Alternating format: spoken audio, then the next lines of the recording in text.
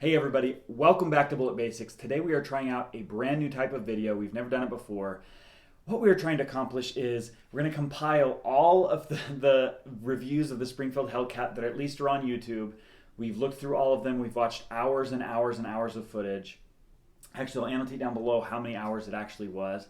But we looked at least 40 different reviews on the Springfield Hellcat.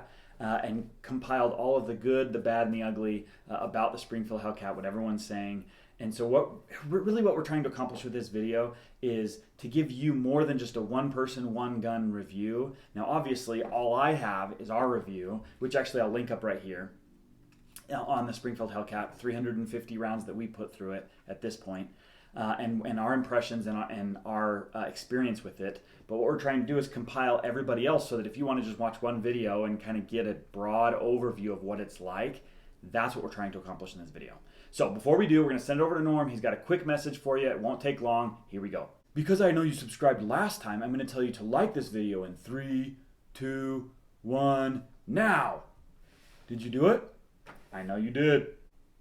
Well, time will only tell. If we get more likes on this video than normal, then we'll know. If not, I guess we'll see.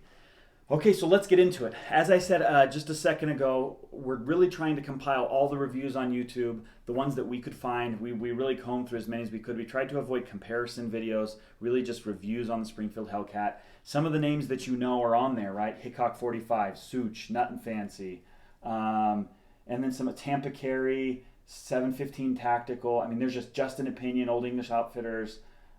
There's a bunch, and then a bunch you probably don't know as well. And so there are just lots and lots of reviews. We wanted to get some of the more popular ones, the ones people know, as well as ones that people didn't know, because I think they're all valuable. Whether some I think are more valuable than others. Obviously, some we can rely on more than others. Some of them, we have no history with them, and we don't know if they're being honest or if they have some sort of bias or reason to hate or love a certain gun. But if we get enough of them together, like I said, about 40 of them, a little more than 40 of them. If we get enough of them together, I think we can get some really good data from it. So, before we get into it, I do want to say, of all the reviews that we looked at, and I have my computer here because it's just going to help me remember. There's so much stuff here that I looked at, so I just want to have this here and then I can reference it. We put, between all the reviewers, including us, there's about over 20,000 rounds through, like I said, 40 plus guns. And so this is going to give us a little bit better idea of how the Springfield Hellcat performs. So we're going to run this video like we do all of our other videos, in that we're going to kind of work from the bottom of the gun, more or less, work from the bottom of the gun our way up. So as far as the grip is concerned, from all the videos that we talked about, everyone liked this grip, at least when comparing to the P365. They liked this grip even more than that one because it's a little bit beefier. As far as the grip texture, most of them said, it's a great grip texture, I like it. Some said it wasn't aggressive enough. I don't think anyone said it was too aggressive. And so I tend to agree. What we said in our review, like I said, I'd link it up there, is that it was a good grip. It didn't slip for me. It felt great. They put grip all the way, up here and then up into this area, kind of where your hand is going to rest, I guess, on either side. And then even where your finger rests, there's grip there. And we'll roll in some B-roll so you can see that close up. But in essence, there's a lot of grip, and it's good grip. Now, you may think it's not aggressive enough. That's just going to be up to you. There was one specific person, the Good Patriot. They said that it's not very grippy when it's wet. I didn't really experience that. I didn't put a ton of water on it, but we did shoot out in hot weather, and I didn't experience anything that was abnormally bad. The only other thing to mention on the grip is that people said that the mag, the extended mag, I don't have it here with me, but the extended magazine, when they gripped it, if I'm going to grip it like this, they said the extended magazine pinched their finger. And I saw that in 3 different videos where people said that extended magazine and this kind of the bottom of the gun here pinch your finger because the mag wiggles around. I didn't notice that, and I shot the extended magazine quite a bit, so maybe it's just people whose finger hits just in the wrong spot and causes that.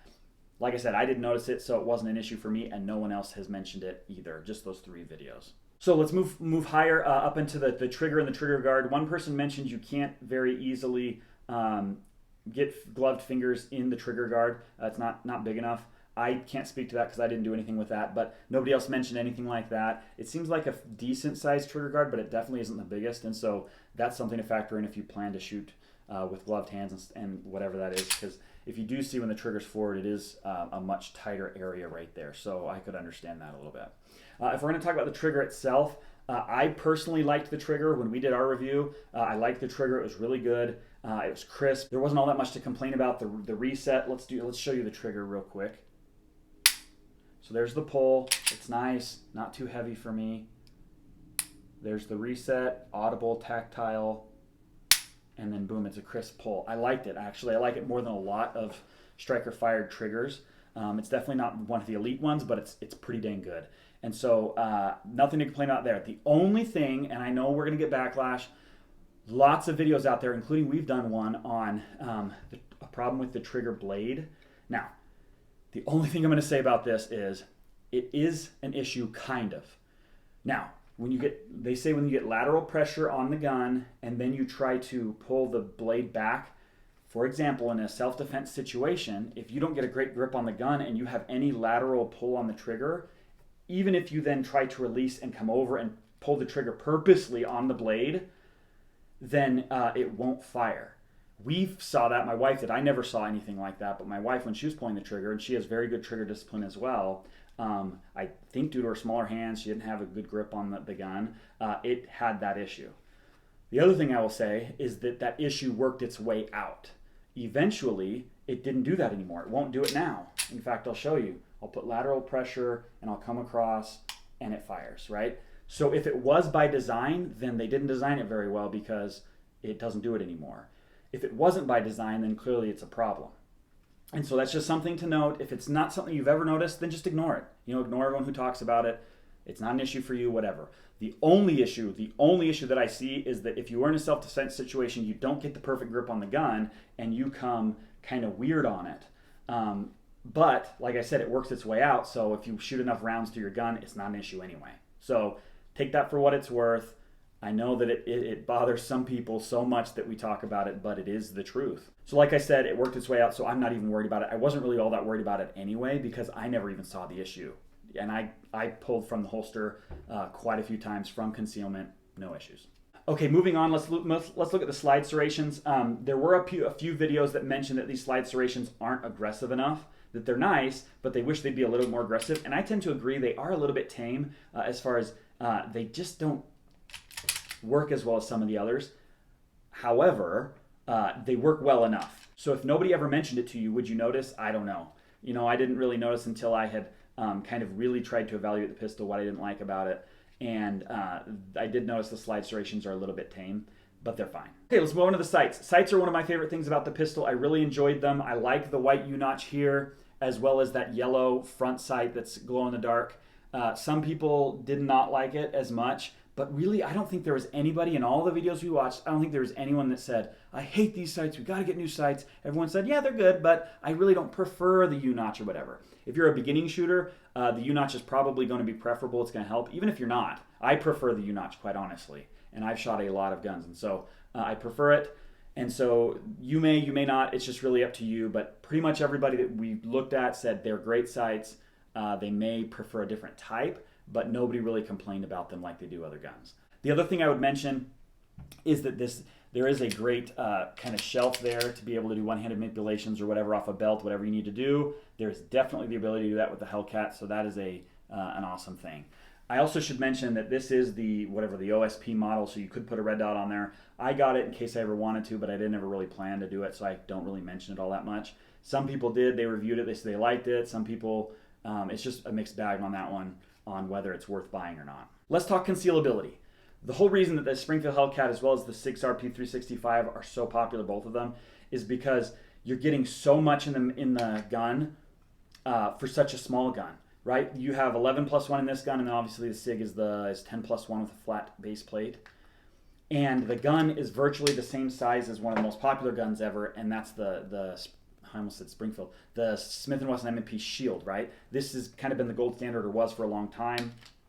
So if you compare the two, you've got a longer gun just overall in length, and then a taller gun here in the back. It's just a taller gun, as well as, well, I guess I should say the one difference is that the shield is slightly thinner, but it is only slightly thinner considering that you get 11+1 here and only 7+1 in the shield. So you're getting an extra 4 rounds, which is more than 50% higher for a gun that's in essence smaller, or you could consider virtually the same size.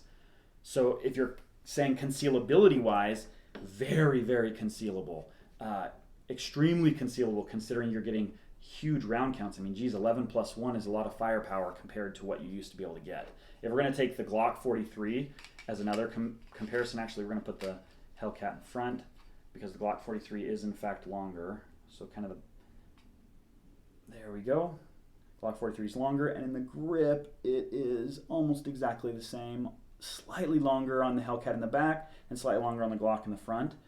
And obviously if you can see that, it's also slightly thicker. The Hellcat's slightly thicker, but barely, right? And that you're getting even more. You're 6 plus 1 here, and then 11 plus 1 here. So that's even a bigger difference. If we're going to compare it one more time to the Walther PPS, we're going to put that in the back, and the difference here is actually quite different here. So you've got a much longer gun here in the PPS, as well as a longer grip slightly. And then the guns are, well, let's see. The guns, yeah, are pretty close, but the PPS obviously is slightly thinner. But again, 7 plus 1 versus 11 plus 1. So if you're going to say concealability, it is small, it is compact, and it carries a lot of firepower. Man, that you can't ask for more than that. It's not just me. A lot of people did comparisons just like that. I did want to show you those things. Basically, everybody said they can't believe that it can hold as many rounds as it does when comparing to some of these gold standards. I mean, the Glock 43 and the Shield were so popular for so long, the Shield even longer, because they were these tiny compact guns that you could conceal so well. Well, geez, you can do the exact same thing with the Hellcat with more rounds. Time to talk about reliability, which, as we all know, is the most important thing you could talk about in a concealed carry gun. Quite frankly, in any gun, you want it to work. That's the whole point that you bought the gun. But specifically in a concealed carry gun, it has to shoot when you pull the trigger. If it doesn't get that right, then what's the point of even having it, right? You want to be able to pull it out and shoot it in some sort of situation if you really had to. And so, if we looked at all the reviews, all the 40 plus reviews and 40 plus guns, there were at least 20,500 rounds shot through the guns, likely more than that. And the reason I say that is not everybody in their reviews mentioned how many rounds they shot through the gun, and we were very vigilant in trying to listen for that. I would say 2/3 probably mentioned it, but the other third didn't. And so it's hard to say, right? We tried to use the footage of what they actually were shooting in their videos to try to estimate how many rounds they put through it. And when we couldn't do that, or when that wasn't even sufficient, we just tried to estimate based on what they were saying and how they were talking. And so some of the estimates might be high, some might be low. I think that some of them are quite low. And so, we're just going to have to go off of that. It's the best data we could get. And so we're just going to go with it.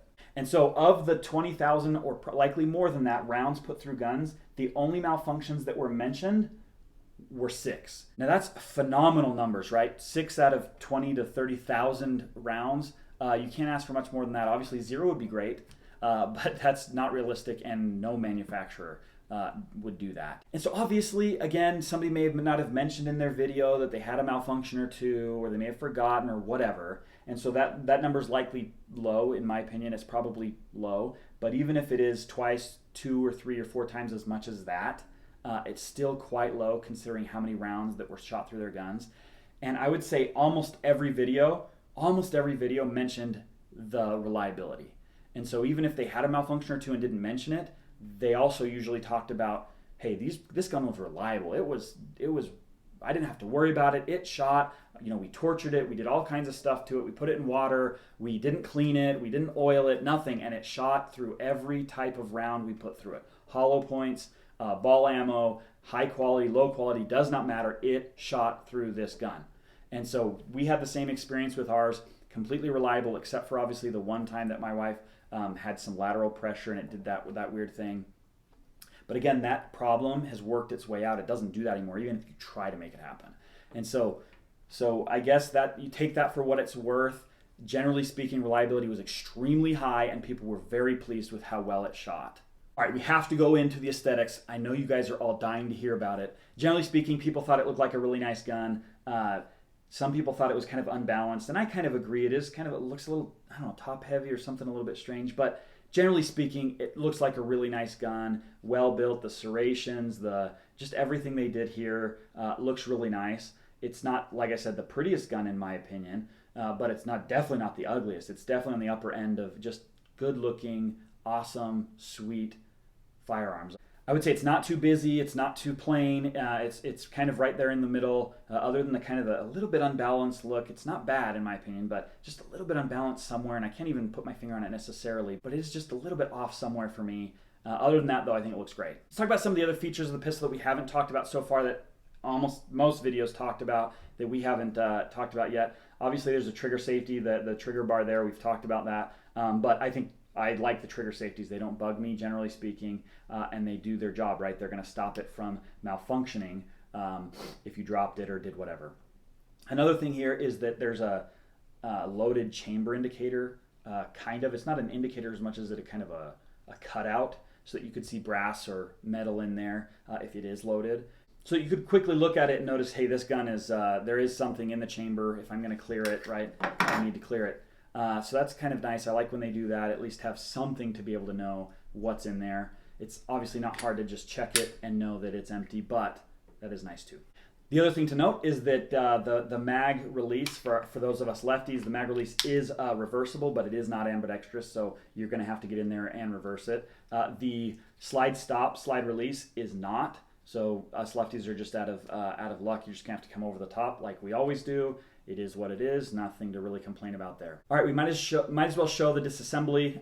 You're gonna lock the slide back like most of these striker-fired pistols, and it's hard to do backwards, so I'm just gonna do it like this. Slide the bar upward, make sure we're unloaded, drop the slide, pull the trigger, and off it comes, right? And then you're just down to the disassembly. You take off the guide rod and recoil spring, you can take out the barrel, and then it goes together in reverse order. I have not cleaned this, so it is very dirty. And then you just slide it on. They are kind of beefy rails. A lot of the reviewers mention that. I would echo that as well. So you're going to lock the slide back again after you've gotten that back on. We're going to drop the bar here, and you're good to go. It's ready to fire again. Very, very simple, very, very quick. The last feature I would note of the features we haven't mentioned yet is that it has this kind of protruded guide rod here, whatever they call this part out here. And the whole point is that's on purpose, that if you're pushed up against it, that the gun will still fire. It won't fire though if the slide is pushed back at all, which is normal, and so I don't know how much of a big deal that is to make, but it is worth mentioning. Okay, so time to bring it all together. What did everybody say about this gun in general? No individual parts. What did they say about their overall impressions of the gun? Did they love it? Did they not? Was it worth going after? Was it not? I will say most people said if they compared this, a lot of people said if they compare this to the P365, they prefer the P365, though most of them preferred the grip of this one. And so that is something to note. I personally, as well as I would say about a third of the people here, prefer this gun over the P365 and all others. So you're just going to have to get into a store, hold it, see if you like it, see what you don't like about it, and go from there. But generally speaking, people loved it. Really, there was I don't know if there's one single person in all the reviews that said they wouldn't buy this gun, other than those that were like, man, it's really expensive. It's over $500 or around $500, and you can get a much cheaper gun, especially now. I mean, you can get the 1.0, the Smith & Wesson Shield 1.0, at least, well, not right now in the middle of the coronavirus election riot scare. The price of this has gone up $100, but you used to be able to get this for about $280. You can get the Glock 43 for $400. You can get the PPS for about $320 maybe, around there anyway.